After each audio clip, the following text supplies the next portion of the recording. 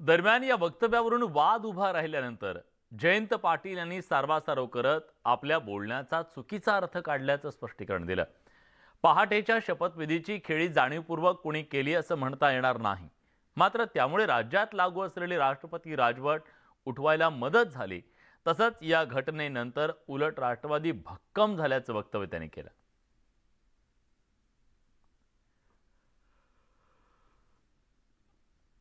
मला जो प्रश्न विचारण्यात आलेला होता त्या बाबतीत मला असं कदाचित असा शब्द वापरलेला आहे मी।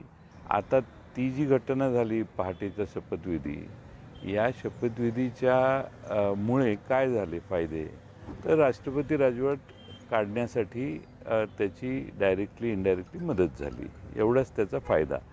त्याच्यात तो कोणी जाणीवपूर्वक केला असं म्हणण्याचा माझा हेतू नाही। त्यावेळी इनडायरेक्टली सगळ्यांचाच त्याला पाठिंबा असं समजलं गेलं, पण तशी परिस्थिती वस्तुस्थिती नव्हती।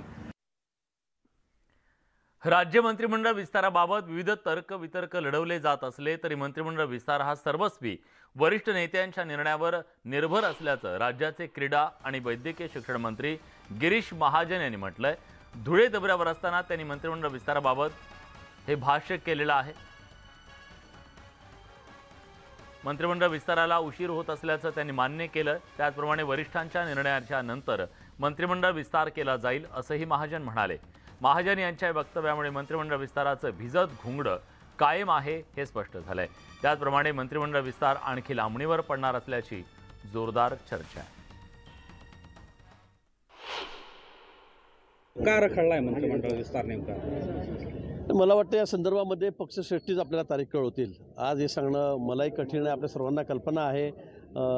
खरं आहे थोडा उशीर होतोय, परंतु जोपर्यंत पक्षश्रेष्ठी हिरवा कंदील देत नाही तोपर्यंत विस्तारही होणार नाही।